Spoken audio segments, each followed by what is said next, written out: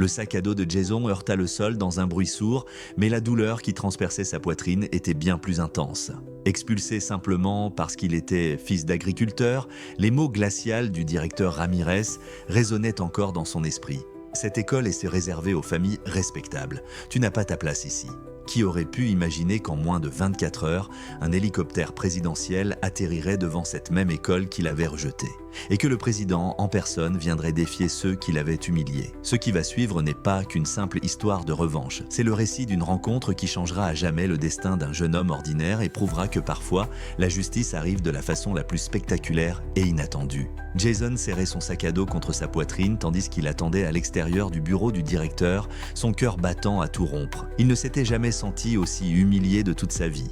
Les yeux froids et perçants du directeur Ramirez le faisaient se sentir minuscule et insignifiant lorsqu'il s'était posé sur lui quelques minutes plus tôt. « Tu n'appartiens pas à cette école, Jason », avait déclaré le directeur d'une voix chargée de mépris. Cet institut est destiné aux étudiants qui ont un véritable potentiel, issus de familles respectables, pas pour des fils de paysans.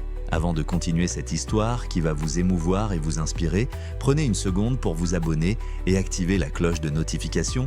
Votre soutien nous permet de continuer à partager ces récits qui touchent des milliers de personnes comme vous. Merci de faire partie de notre communauté. Jason savait qu'il était différent des autres élèves de l'Institut National Liberté. Alors que ses camarades arrivaient dans des véhicules luxueux avec chauffeur et vêtus de marques coûteuses, lui se présentait avec des chaussures usées et parfois l'odeur subtile de la terre sur ses vêtements après avoir aidé son père au champ avant les cours. Mais jamais il n'aurait imaginé qu'on le renverrait simplement pour cela. Il serra les poings jusqu'à ce que ses jointures blanchissent sous la pression. « Je travaille aussi dur que n'importe qui d'autre ?» dit-il d'une voix tremblante. « J'ai gagné ma place ici grâce à mes notes. » Le directeur esquissa un sourire sarcastique qui glaça le sang de Jason. « Les notes ne suffisent pas, nous avons une réputation à maintenir et des étudiants comme toi, disons qu'ils font baisser notre niveau. » La porte s'ouvrit brusquement et 2 agents de sécurité entrèrent dans la pièce. L'estomac de Jason se noua en comprenant ce qui se passait. « Raccompagnez-le jusqu'à la sortie », ordonna le directeur d'un ton sans appel. Les gardiens le saisirent par les bras et le traînèrent le long du couloir tandis que les autres élèves s'arrêtaient pour observer la scène. Certains murmuraient entre eux, d'autres riaient ouvertement. Jason aperçut Mauricio, le garçon le plus riche de l'école, adossé contre les casiers avec un sourire narquois. « Je suppose que ton heure est enfin venue, paysan », railla-t-il avec dédain. Jason serra la mâchoire mais garda le silence, refusant de leur donner la satisfaction de le voir craquer devant eux. Quand il arriva chez lui, ses parents l'attendaient déjà sur le porche, le visage de sa mère reflétait son angoisse, celui de son père affichait une gravité inhabituelle. « Ils m'ont expulsé », murmura Jason,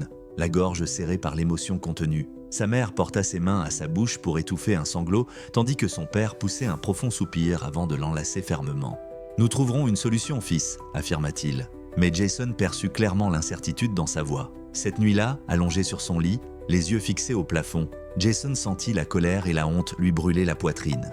Il n'avait rien fait de mal, et pourtant on l'avait traité comme s'il ne valait rien. Pour une fois dans sa vie, il souhaita que quelqu'un se lève pour lui, quelqu'un disposant d'un véritable pouvoir, quelqu'un capable de leur prouver sa valeur. Le lendemain matin, alors que les cours étaient sur le point de commencer à l'Institut National Liberté, un grondement assourdissant déchira le ciel paisible. Les élèves sortirent en courant, se protégeant les yeux du soleil éblouissant, tandis qu'un hélicoptère noir, arborant le drapeau du Salvador, descendait lentement au-dessus de la pelouse de l'établissement. Les pales soulevaient des rafales de vent qui faisaient tourbillonner la poussière et s'envoler les sacs à dos posés à terre. Les enseignants échangèrent des regards confus, ne comprenant pas ce qui se passait. Le directeur Ramirez sortit précipitamment, le visage rouge de colère. « Que signifie cette intrusion » hurla-t-il alors que le vent provoqué par les hélices agitait violemment sa cravate. « Qui a autorisé cela ?» À cet instant précis, la porte de l'hélicoptère s'ouvrit lentement et un silence absolu s'abattit sur toute l'école.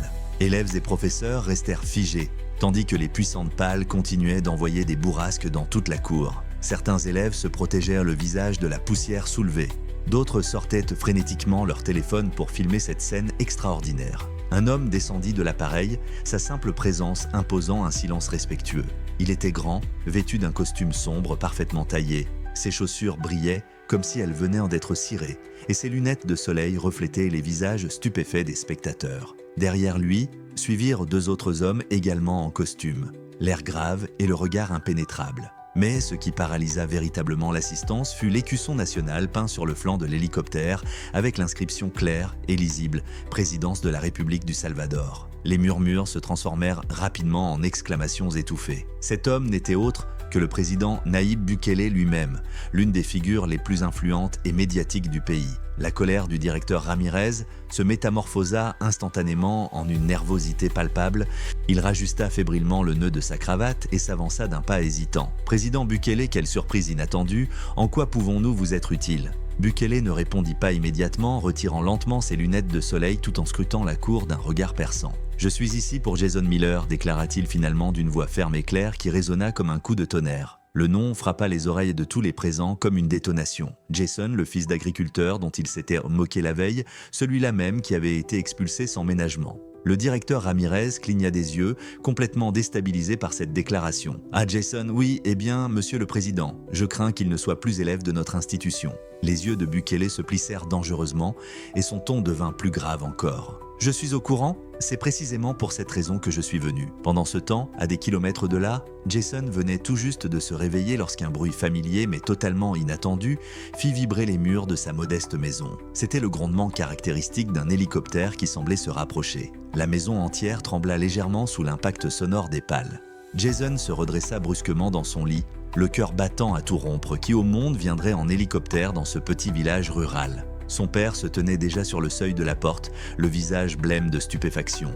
Jason enfila rapidement une chemise et sortit en courant. Son souffle se coupa net devant le spectacle qui s'offrait à ses yeux. Là, juste devant sa maison de campagne, se posait le même hélicoptère présidentiel qu'il avait vu atterrir en rêve à l'Institut National Liberté. Et en descendant de l'appareil, avec une présence qui semblait capable de faire trembler les montagnes, se tenait nul autre que le président Nayib Bukele lui-même.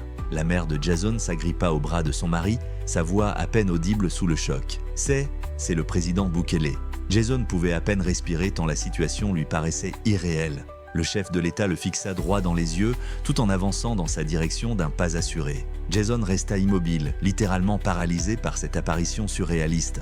La présence du président était écrasante, intimidante et magnétique à la fois. Chaque mouvement qu'il effectuait semblait calculé, précis, empreint d'une autorité naturelle indiscutable. Ses chaussures en cuir crissaient sur le gravier du chemin, tandis que Jason pouvait entendre les battements affolés de son propre cœur. Ses parents vinrent se placer à ses côtés, partagés entre l'émerveillement et l'incompréhension la plus totale. « Tu es Jason Miller ?» demanda Bukele d'une voix chargée d'autorité. Ce n'était pas vraiment une question, mais plutôt une affirmation, comme s'il connaissait déjà parfaitement l'identité du jeune homme. Jason déglutit péniblement et acquiesça en silence. « Oui, monsieur. » Bukele l'observa attentivement pendant un instant avant de jeter un regard circulaire autour de lui, embrassant d'un coup d'œil la maison modeste, les cultures au loin et la camionnette rouillée garée près de la grange. Puis il reporta son attention sur Jason et à la surprise générale, lui tendit la main dans un geste amical. « Ton père est Benjamin Miller, n'est-ce pas ?» demanda-t-il en se tournant légèrement vers l'homme plus âgé. « Nous avons travaillé ensemble il y a de nombreuses années. » Le père de Jason hésita un moment avant de serrer cette main tendue,